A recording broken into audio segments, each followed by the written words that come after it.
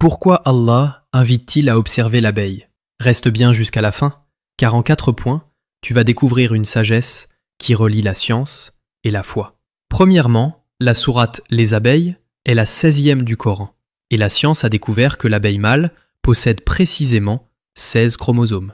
Au-delà des chiffres, Allah utilise le terme wahy pour parler de l'instinct de l'abeille, un mot habituellement réservé à la révélation des prophètes. Dans la sourate 16, verset 68, il est dit « Et voilà ce que ton Seigneur révéla aux abeilles. Prenez des demeures dans les montagnes, les arbres et les treillages que les hommes font. » Cela signifie que l'abeille ne travaille pas par simple automatisme, mais qu'elle suit une direction secrète et directe de son Créateur pour construire des cités parfaites sans jamais avoir appris à le faire. Deuxièmement, le Coran fait preuve d'une précision scientifique troublante. Il y a plus de 1400 ans, le texte utilisait déjà des verbes au féminin pour décrire les activités de la ruche. À l'époque, on pensait que les abeilles actives étaient des mâles, mais la science moderne a confirmé que ce sont exclusivement les femelles, les ouvrières, qui construisent, récoltent et protègent la colonie. De plus, le Coran mentionne que le miel provient de leur ventre, au pluriel.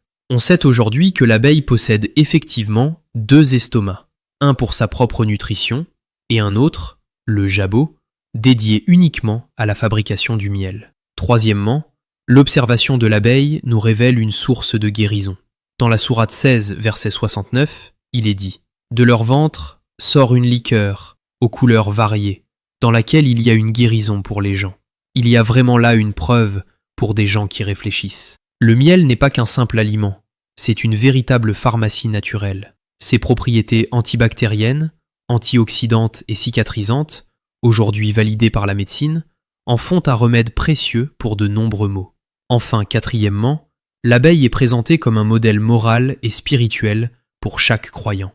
Le prophète Mohammed, que la paix et la bénédiction d'Allah soient sur lui, a déclaré que le croyant est comme l'abeille, car elle ne consomme que ce qui est pur, ne produit que ce qui est pur, et ne casse rien là où elle se pose. Elle incarne la discrétion, l'utilité collective et la sincérité.